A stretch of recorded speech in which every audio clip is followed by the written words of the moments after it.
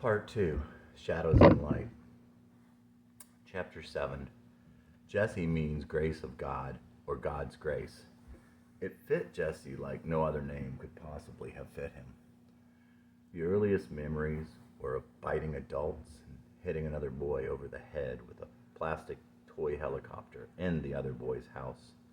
Picture a 3-year-old Jesse standing in front of a large console television with a blanket over his shoulders like a cape, pretending to be God.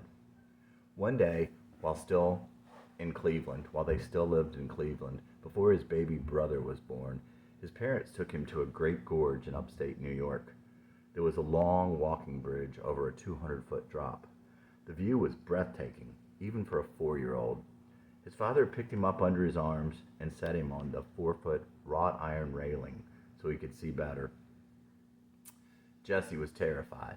Jesse thought he would fall, but from that day on, he would fear heights, but only over water. But he didn't say a word. He just stood there motionless. Maybe in these glimpses there could be seen the seeds of his destruction, of why it had to be. But the question is, why would someone undertake a search for Jesse, not why did he have to die? You'd have to see his side. There is much that could be left out in the way of his ugly side, and there is much we can't know. There were a few other memories he kept. A rocking horse in their small apartment with long springs and handles growing out of its ears. The gifts his father would bring home every day, hiding in the back seat of his father's car when his father was going out of town. Not much to go on as to why he wasn't much of a boy. And then his baby brother was born. He so badly wanted a baby brother, someone to play with. It was a wish he would have again in a later time. 6 months later, they moved to a house and a yard in Massachusetts, in the city of Rockland, southwest of Boston. Rockland was a city of 150,000 that had seen its heyday come and go. By then, it was partially its own city, partially a suburb or satellite of Boston and surrounds.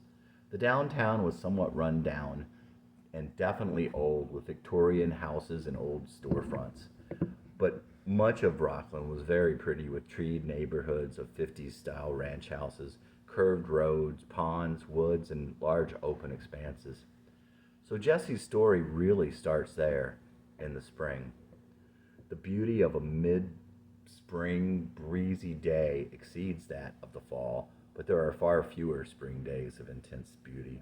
And so Jesse's story starts on a cool spring day with a white granite sky and a constant wind. Jesse had just turned 5. He was inside his house with his mother. His baby brother was asleep, and Jesse was quietly drawing at his table. The radiant heat from the floor warmed his feet. They had moved to Massachusetts just a week before. The ring drew his attention as it was the first time he had heard the doorbell. Curious, he walked to the edge of the short hall from his small room to the edge of the open living room. From his vantage point, he could see past his mother to the open door and through the screen. He could feel the cold air blowing in. At the moment, he realized it was 2 young girls standing on the other side. The older one asked, "Do you have any boys?" All beginnings are created. The tape does not stop in life. But looking back, the teller gets to pick the defining moments like still frames in an album. This is the moment to begin Jesse's story. His mother got him a jacket, and the 3 of them did something outside on that first day. To him, the memory would be lost and probably irrelevant to his story. The younger girl, who was silently standing at her sister's side, had bright blue eyes and black hair, freckles, and a quiet, shining spirit. She was everything the pale blonde boy was not. He would not remember either, but it was likely not many days before the older sister went away. She may have lasted only that first day. That left Jesse and Carolyn, who lived catty-cornered across the street from him. Years later, his friends would doubt his stories about Carolyn on Carolyn Street. But back then, her older sister made it clear that the street Jesse lived on was Carolyn Street. October. All things are cleansed in the strange death air of October, when death is born and life peaks in subtle hiding places for those who want to hang on so bad. Love is alive with the energy absorbed of dying glimmers of early sunsets and all the heat of summer that must go somewhere. The streets, all businesslike. Death was the first business and the last, the Alpha and the Omega. But the fields and forest lay alone, ever alive, secret, mystical, chimerical. They lay abandoned, waiting for our love.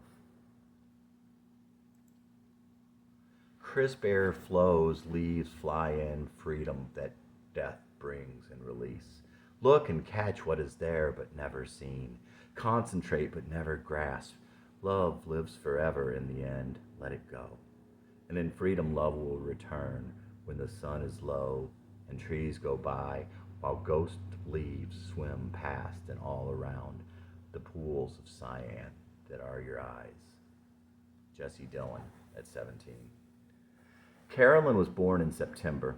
Everything Jesse loved had probably had its beginnings in September or October. October, when death is born and life peaks in subtle hiding places for those who want to hang on so badly. Jesse was born in March, on the Ides of March, as the fates would have it. The spring they met was the spring before kindergarten. That is a time when there is little communication that requires words. Carolyn's mom had warm Italian blood, and her dad was as charming a young man of Anglo-Saxon descent as ever doted on 3 daughters. Carolyn was 6 months younger than Jesse and was his little shadow. She was a skinny little girl, quiet but bright. Before they met, she was a normal little girl, a sweet little girl, a middle child. She and her sister had a garage full of headless dolls. He wouldn't later think Carolyn ever played with dolls, or for that matter, her sister either. Maybe that's why they were headless. Jesse would come to think that all little girls had garages full of headless dolls. For a year and a half, Carolyn's bright face was just over Jesse's shoulder as he caught bugs and explored. He would never forget her blue eyes, freckles, and her black hair that always seemed to catch the wind.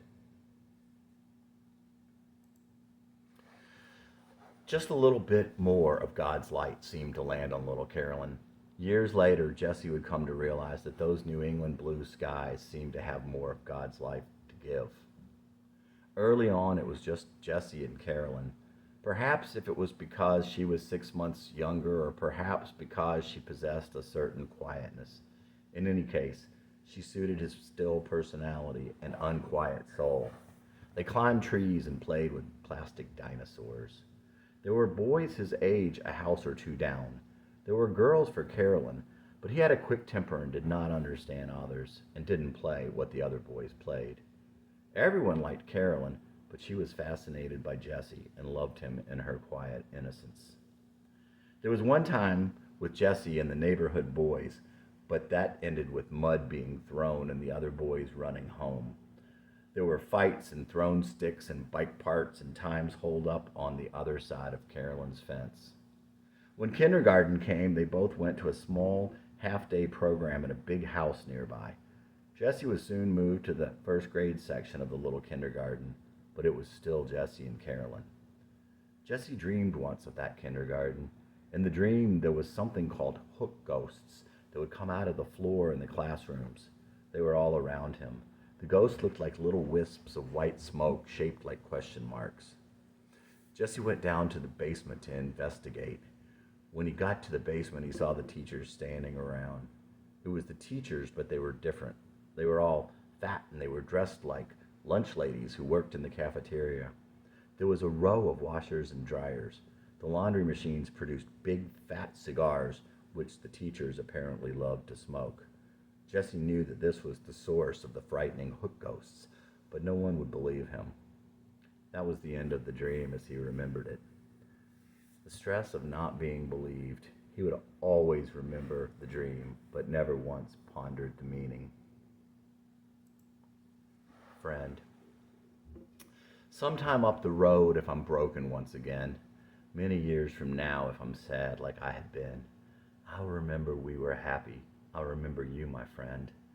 When I stop looking to try and find a reason, and now becomes all that I can stand, I'll remember loving you with future times at hand.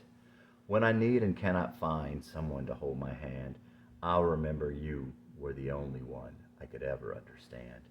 When my life starts breaking up, troubles on the outside, uncertainty within, I'll remember loving you and how you were my friend.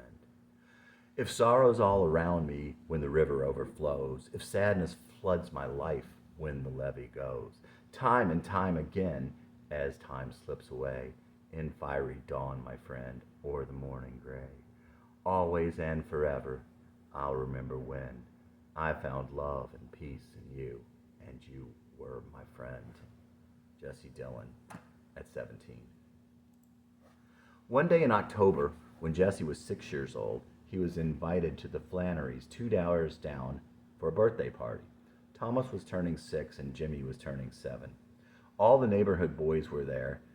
Eddie and Vince were there. They were older. The Flannerys' cousins, Pete and Tim, were also there. Mrs. Flannery was Lebanese and her husband was Irish. Rockland had wonderful ethnic combinations that created such a neat group of kids. Mrs. Flannery was the kindest woman Jesse would ever meet. The Flannery kids all went to CCD, Catholic Christian Doctrine, along with Carolyn and Shelley and most of the other kids on the street. Jesse's parents were Protestant from North Carolina, so he didn't go, but he always thought it must be good to be Catholic if Mrs. Flannery was. She had a ton of games and prizes, coloring books and balsa planes and the like. Jesse didn't win any of them. Through all the games, he wasn't even close to winning any of them. Jesse went and sat down next to the sofa, somewhat hiding his face in disappointment and shame. Mrs. Flannery gave out prizes to the winners. She had a big stack of prizes left. "Jesse, these are for you."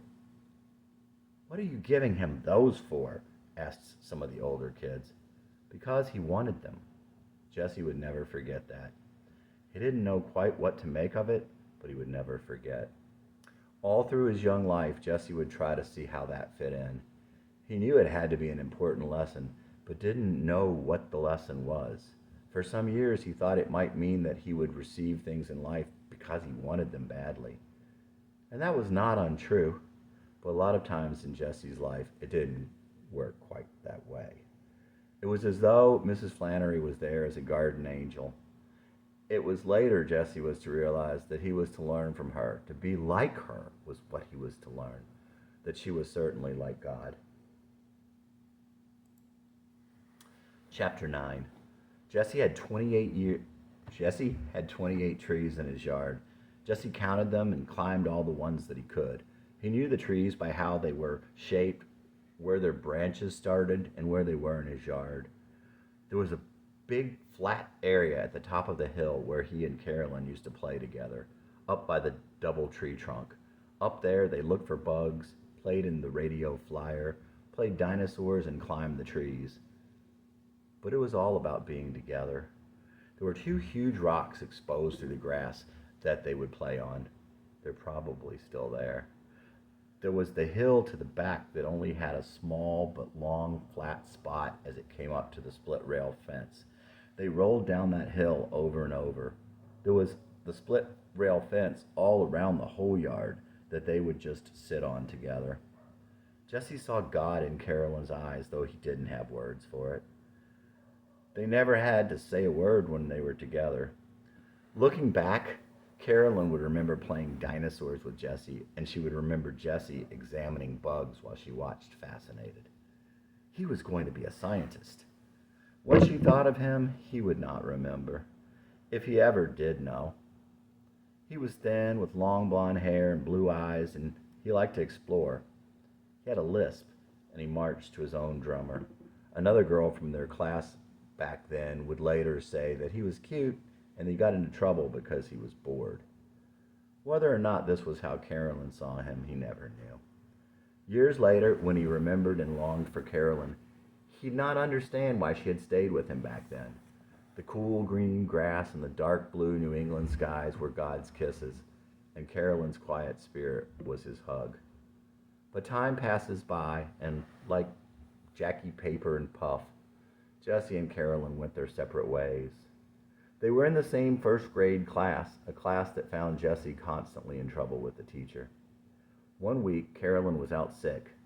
Jesse insisted his mom take him to buy her a get-well present. He carefully picked out a bag of plastic dinosaurs and wrote her a note that night in bed.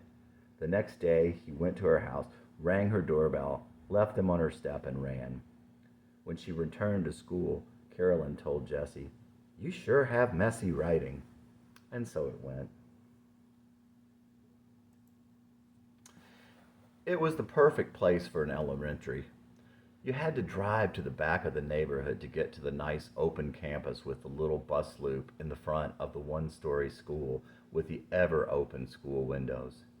Every elementary classroom should be lined with an entire wall of windows. It probably smelled like a school from the day it opened.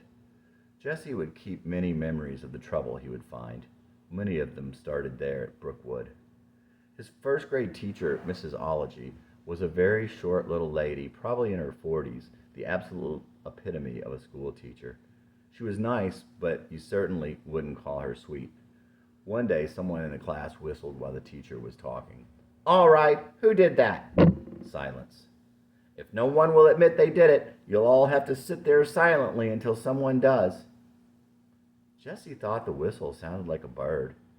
"Maybe it was a bird." The entire class started laughing. The teacher was not pleased.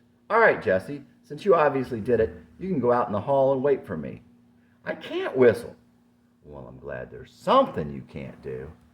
Another time he was sent to the third grade class upstairs as some sort of reward for doing so well in class. When he got to the class, the teacher seemed very angry and told Jesse to go sit down in the back and wait for her. He had never seen the teacher before. It seemed strange, but he didn't know any better and did what she said without a word. She had thought he was a fourth grader who had done something wrong and had been sent to her for punishment.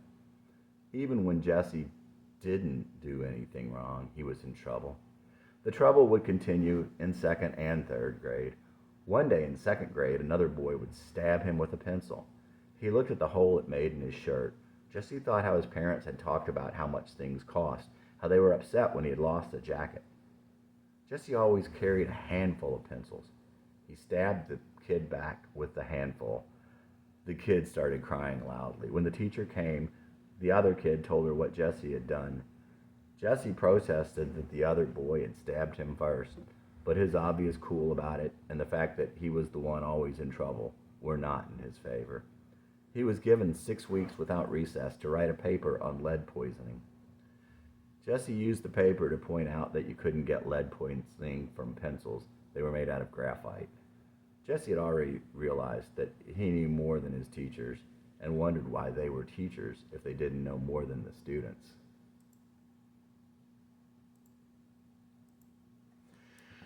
There was the time that he pushed a boy off a giant rock that all the kids used to play on before school. There was the time he broke a bottle outside school.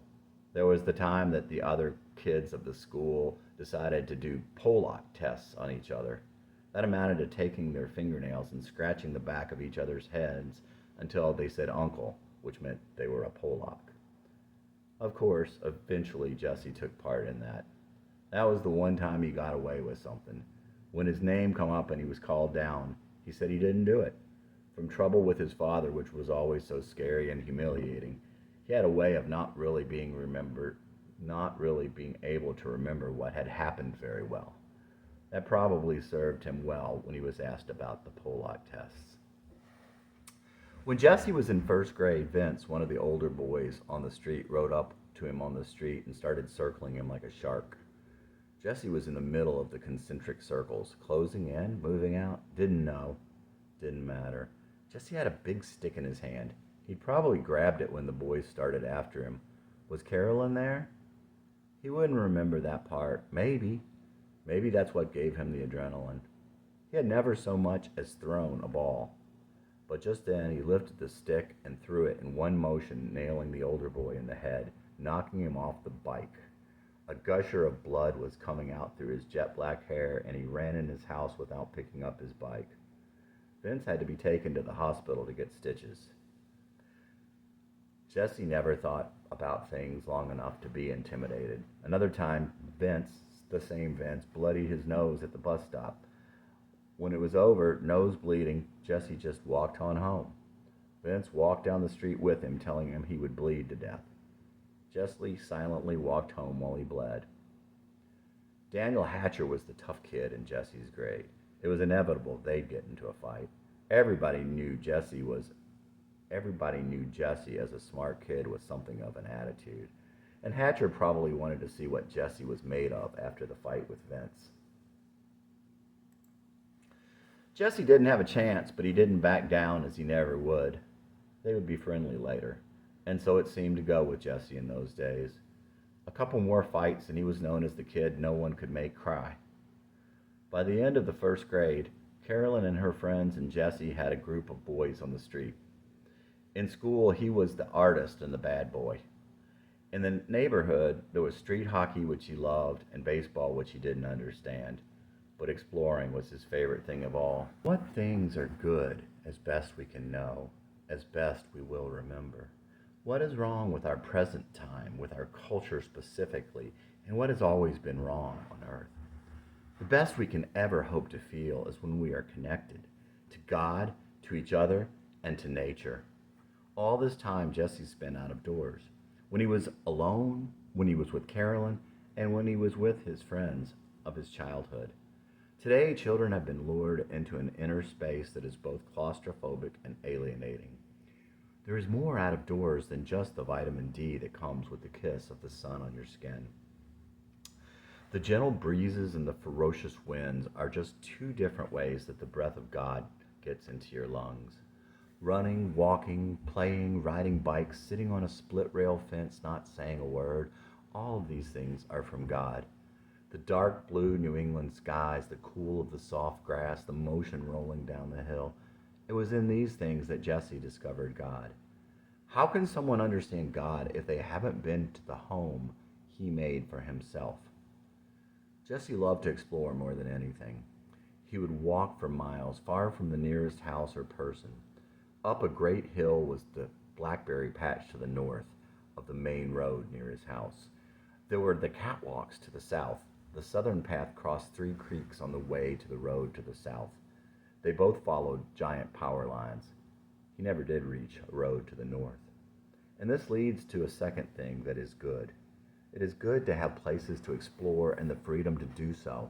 If all is built up and all is keep out, and children cannot go anywhere by themselves, then they can never feel the good all alone, can never know how immense it all is in God, can never have that sense of freedom, and don't know how to feel good about being lost or small.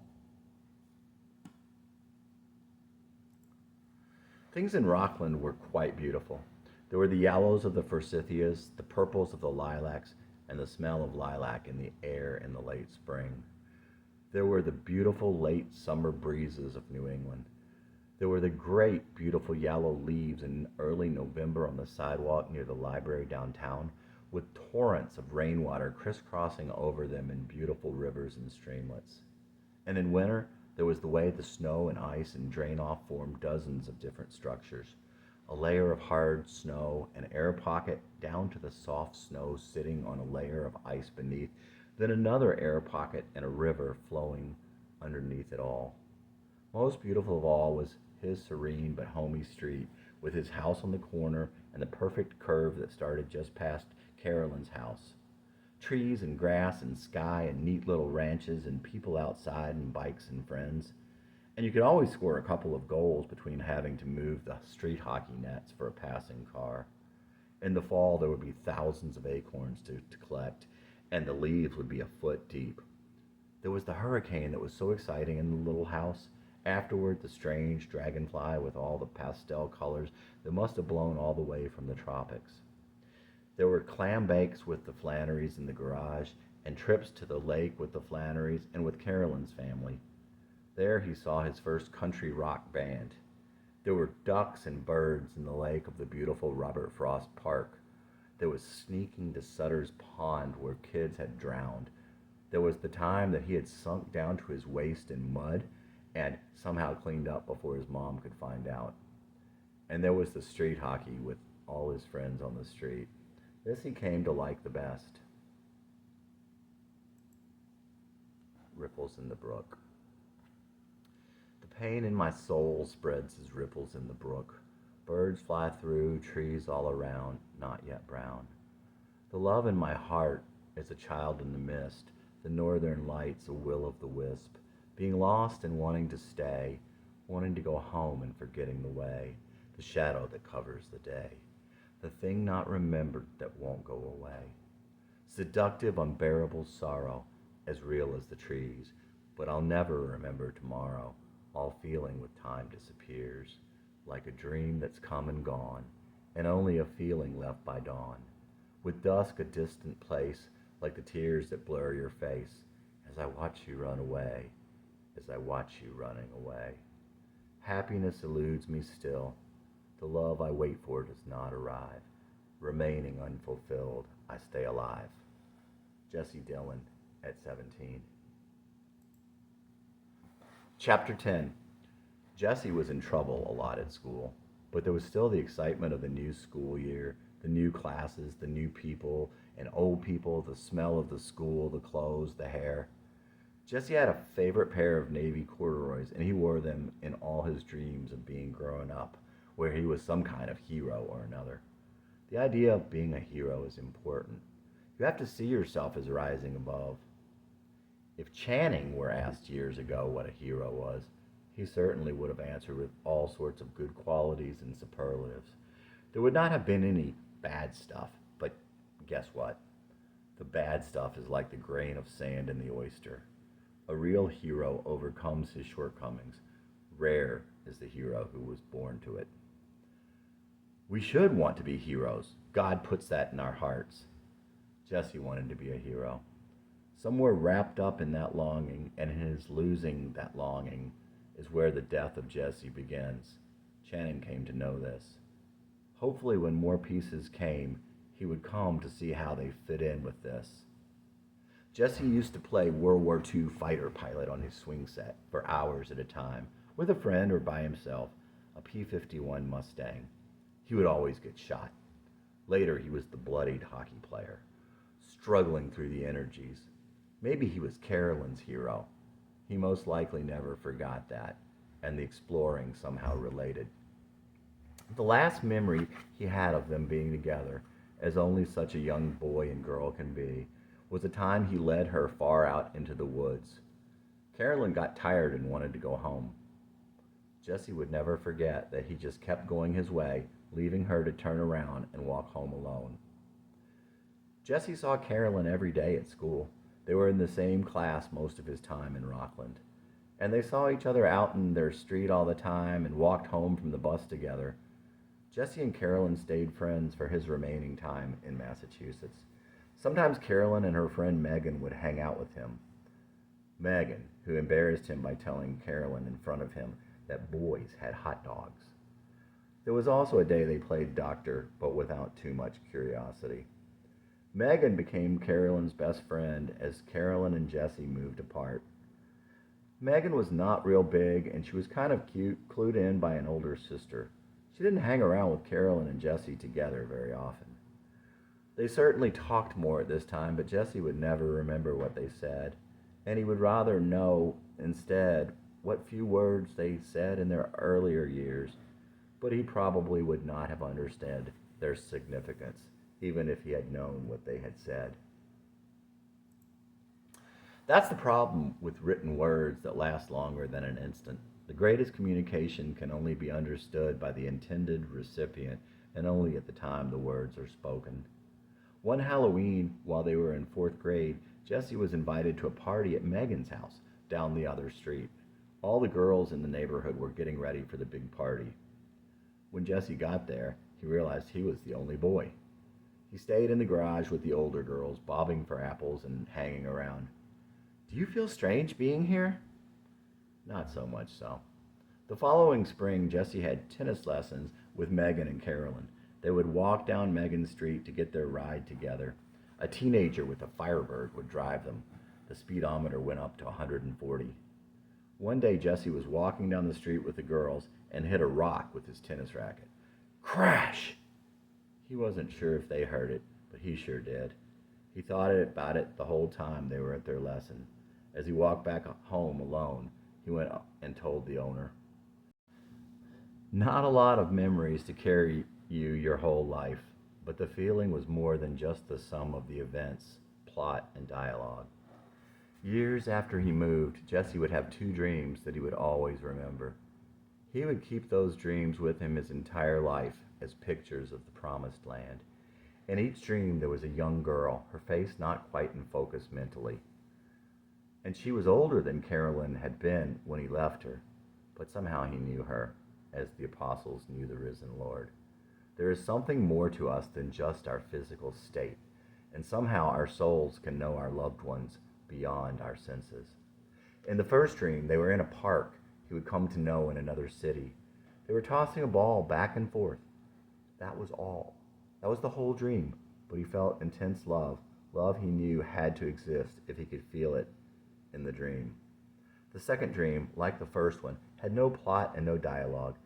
He and Carolyn were walking in the grass along a road on a cool fall day. Again, her face was not quite in focus mentally, and the girl in the dream was older than Carolyn had been. In this dream also they spoke not a word. Jesse was wearing a hooded sweat jacket, and perhaps she was also. Again, that was the whole of the dream, but it was also the whole of his soul. That love had to be out there, and the feeling followed him into his waking day and remained with Jesse for the rest of his life.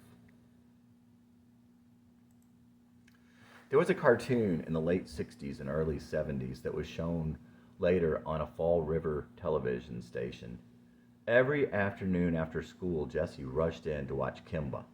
Kimba the White Lion was a Christ-like figure who was a small child thrown into an adult world to save all the other creatures.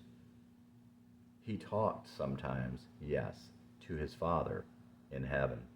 He was so strong and brave, small yet unafraid. He was everything Jesse wanted to be. Kimba was selfless, but he was also so humble that he didn't see himself as good at all. "Why do you call me good? No one is good but my Father in heaven." Jesse mostly hung out with Vince, Eddie, and Jimmy Flannery. Thomas Flannery was Jesse's age. He never went by Tom. Jesse and Thomas hung out for a while, but never really hit it off. He was somewhat solitary and never hung out with the gang. Jimmy was the oldest boy. He was a year older than Jesse, quiet and clean-cut. He knew which way he was heading. He and Jesse were something of rivals, as Vince and Eddie were both older. Eddie was Jimmy's best friend. He was a couple years older than Jesse, somewhat taller and not quite as thin, with thin white blonde hair. A little high-strung, he tended to cry a bit when he thought stuff might go sideways. Eddie's sister was the one who talked about the spanking machine at Spring Lake, and she hung out with Carolyn's sister, Shelley. Shelley used to threaten Jesse that she would touch him with her warts. It was obvious that he was freaked out by that. And they'd often hang out with Linda Flannery. She was straight-laced and clean-cut, not likely to hang out with boys or younger kids.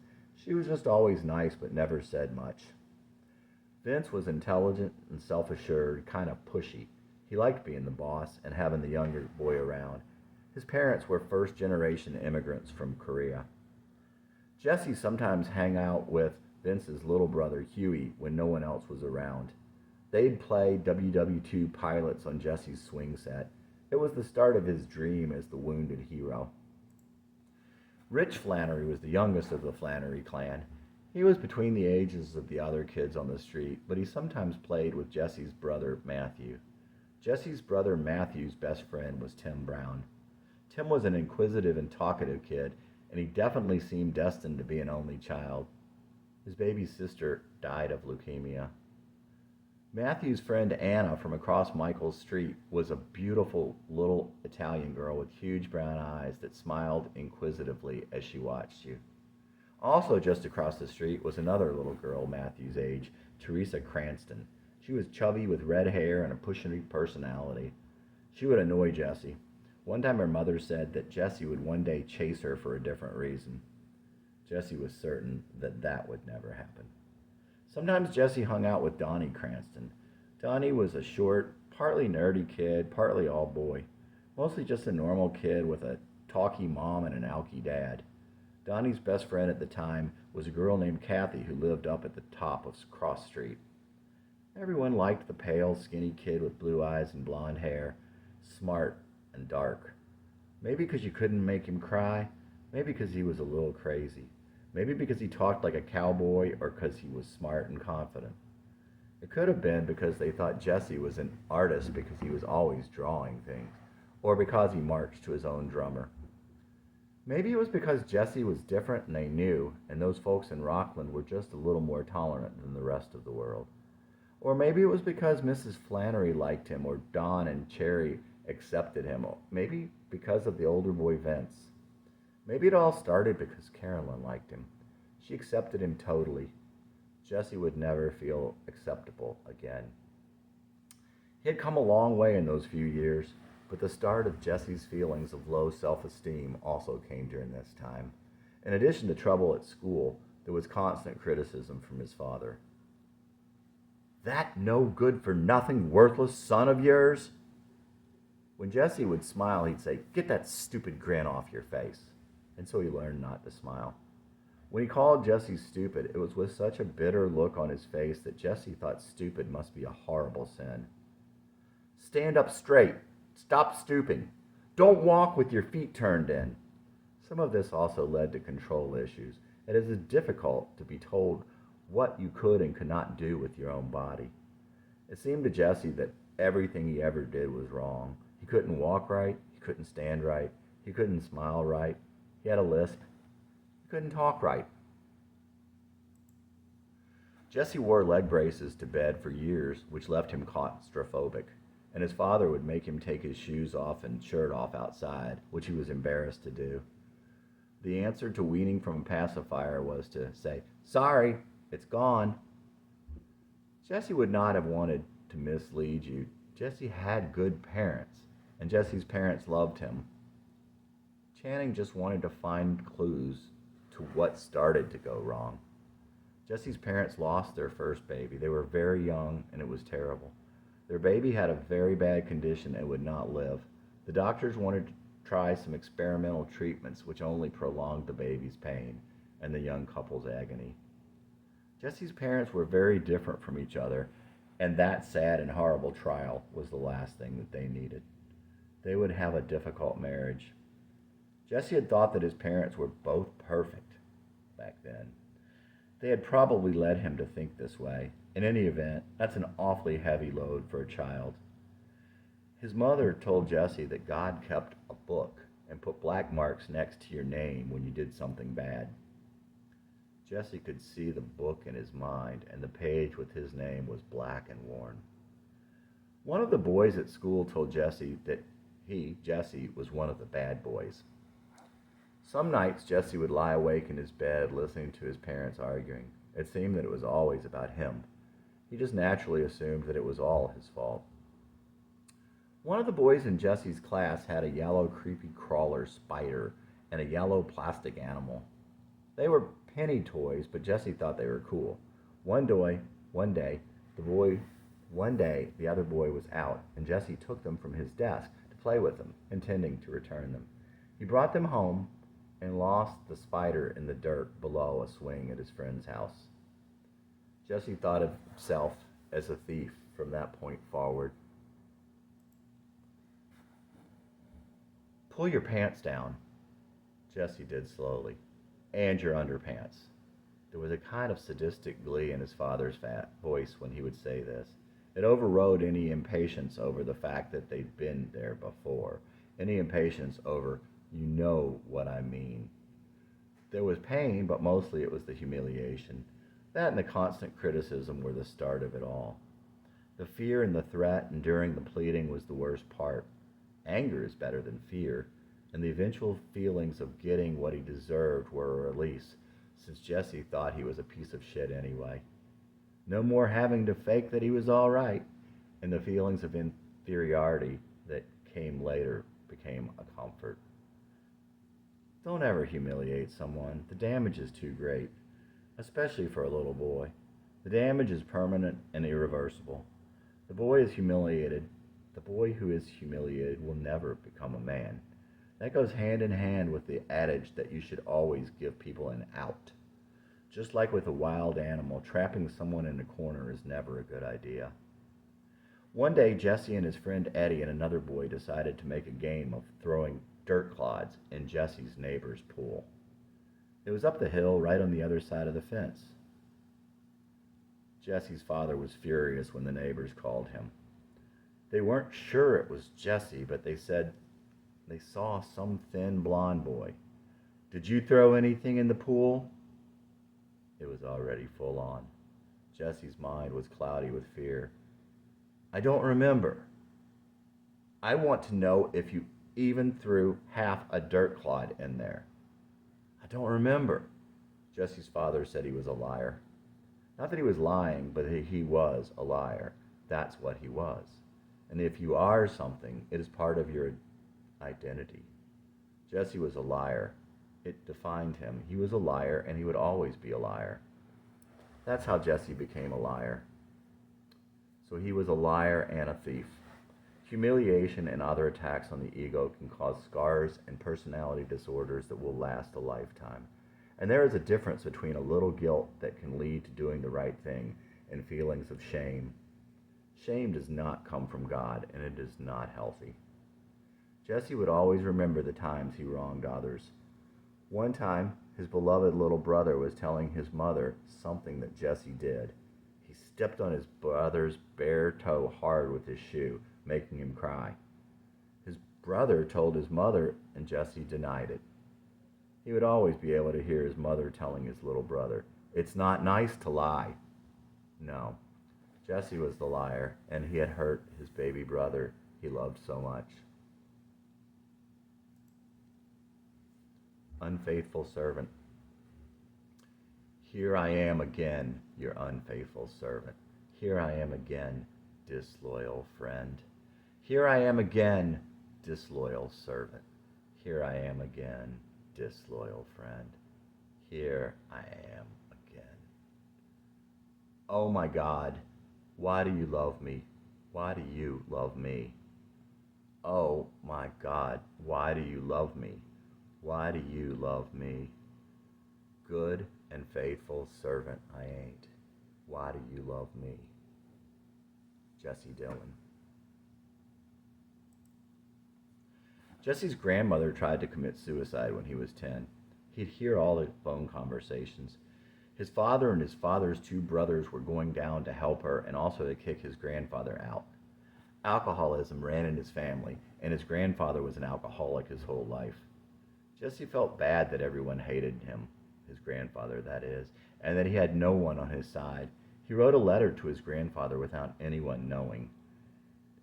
He had planned to send it, but heard a sermon on the radio that night. In the sermon, the preacher said that you should not feel sorry for the devil. Jesse took that as a message from God and destroyed the letter. There were a few things that Jesse was praised on, sometimes as he got older at the expense of his brother, at the expense of his younger brother. He knew these things did not make someone good. Eating well, having a neat room, at this point getting good grades, except in conduct, which he felt did make you good. And back then he was always complimented for being smart. How is that me, he wondered. That is just something you have. It's not something you should be praised for. As third grade came to a close, the parents on his street were in an uproar. The kids on the street were to be transferred to a school that had been built in the 1800s. As their school bus would drive past that school, the kids would sing out, "Shitty, shitty Sheridan." At the end of the year, Jesse was given some tests at school. His parents asked him one night if he wanted to go to a school for gifted kids. The school was called Alexander Graham Bell, after the scientists. Anyway, it sounded fun. Besides, getting away from the school where he was always in so much trouble would be good. Yeah, he would be leaving that school anyway, but those probably seemed like two separate things to Jesse. His parents wanted him to go there so he wouldn't have to go to Sheridan. Bell was an old 3-story brick school with great musty staircases and large windows. It was surrounded by a pavement playground where they played kickball, a tall chain-link fence, and a parking lot. At the new school, Jesse didn't feel like he fit in. All his friends were at that other school. He missed them and didn't like the smart kids. His parents asked for him to be transferred out at the end of the semester. Sometime around this time, Mrs. Bagwell, a neighbor on the street who worked in the school's office, told his mother that Jesse had 2 IQs. She was the same lady whose husband had died suddenly in the middle of the night. Something to do with salt, his mother told him. Jesse would never add salt to anything his whole life after that. She was also the same lady who he had an incident with at the school. Mrs. Bagwell was walking up the stairs in front of Jesse and 2 of his friends' girls one day. To impress the girls, Jesse told them emphatically, "That's Mrs. Bagwell." She heard it, of course, and told him that he wasn't very nice. His heart stopped, and he wondered just when it would get back to his mom. The parents on their street created such a fuss that the school system agreed to transfer their kids to a brand new school farther away from the neighborhood instead, the gentler sounding Spring Lake Elementary. Spring Lake Elementary was the latest in modern schools with the huge open floors for each grade, the open classroom pods lining the walls. The school was set back from the road, and the art classes sometimes set out outside tables and would charcoal the line of trees on the far side. Back with his friends at the new school, Jesse was very happy. Again, kids gravitated toward him because of his drawings and, well, whatever it was those kids in Rockland found cool about him. Maybe the fact that he didn't care what everyone else did. Trouble with the teachers quickly found him again. He'd always remember one day when he was very sick. Jesse was lying in bed and his mother came in from a conference with his teacher. She was yelling at him and she was very embarrassed. His teacher said he had forged his mother's signature on a permission slip. Obviously it was wrong, but he didn't really think much of it at the time. It was due and he had forgotten to ask her to sign it. On that same field trip, Jesse got in trouble for breaking a souvenir that one of the other students had bought, an ostrich plume. Why or how, he would not remember. Something about the kid putting it in his face after he told him to stop. He might not remember the circumstances, but he'd remember the trouble that always seemed to follow him wherever he'd go. One gray late autumn day, Jesse's class went outside for art. They were instructed to draw the bare trees that provided a backdrop for the school. They were to draw them with gray charcoals. Jesse would always remember the feeling of looking away like that to the trees in the distance. It gave him a feeling of longing for escape, to just run and not come back.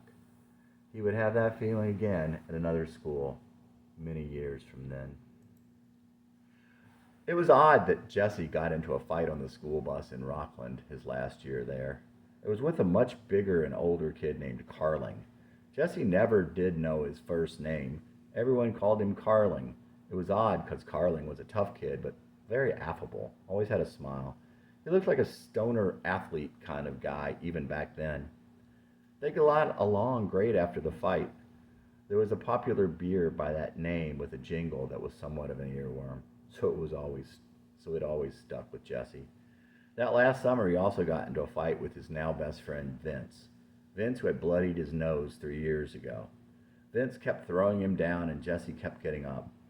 He had tears in his eyes because Vince was his friend. He was so mad and upset that he was crying. Vince didn't make him cry this time either, at least not physically. Hatcher couldn't make him cry. Carling couldn't make him cry. So the name Carling was part of his legend now. Toward the end of that last summer there, some of Jesse's friends were pretending that Jesse was Carling to some other kid who didn't know who they were. Why? It's doubtful any of them could have told you at the time. They were just killing time while waiting for a bus after sports camp. Then Thomas Flannery started saying, "Carling's a butt." When he wouldn't stop, in character, Jesse decked him. Thomas went to a camp counselor. The counselor took Jesse aside and with his arm around Jesse's shoulder whispered, "Why didn't you hit him harder?" The lessons that you keep. Jesse long remembered this with a mixture of guilt, laughter, and pride. Another time it had started raining while they were having their lessons at that camp. Jesse pretty much sucked at tennis. While it was raining, all the other kids went under the pavilion with the instructor. The instructor was talking to the kids about tennis. Jesse didn't really notice. He and another boy, who was also pretty lame, stayed on the court out in the rain practicing their serves.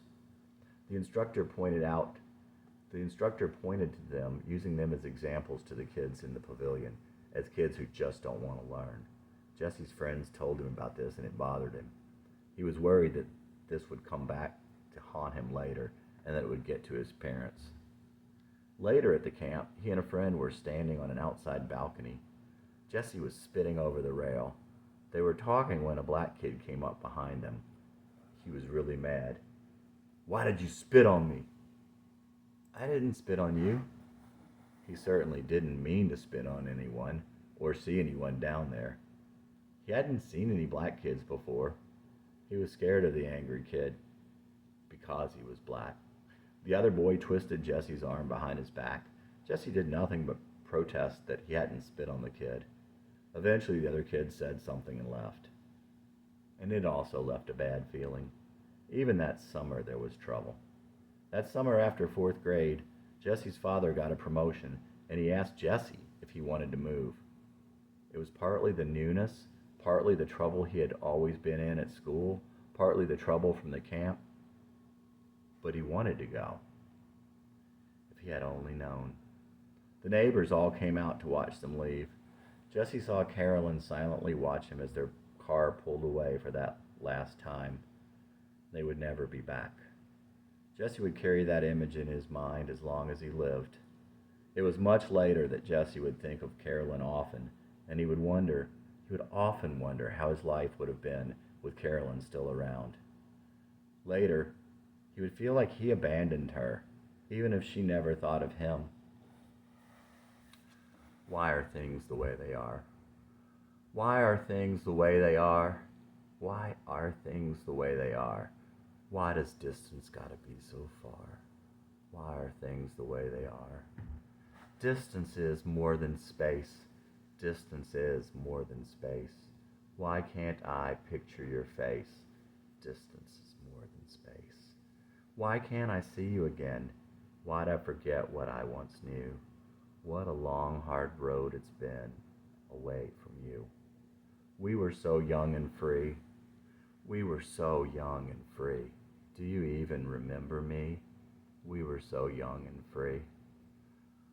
All those memories I had with you, I had them framed. I'd die if you knew what's happened to me. I'm so ashamed. Why are things the way they are? Why are things the way they are? Why does distance gotta be so far? Why are things the way they are? We were so young and free. We were so young and free. Do you even remember me? We were so young and free. Why can't I see you again? Why'd I forget what I once knew? What a long, hard road it's been away from you. Jesse Dillon in the summer of his 19th year. Jesse wrote Carolyn a letter when he was 18. He told her that he was coming to visit that summer. He said that he was looking for a place to camp and a place to party. Carolyn wrote him back and told him that she didn't know about places to camp, but she could find him a place to party. Jesse never did go. He could not let her see him like he was. He would fix himself and then go back. Maybe she'd still be waiting, but he never did, and she was not. Jesse was different from the other kids. He talked differently, he thought differently, he just was different. But the kids totally accepted him in Rockland.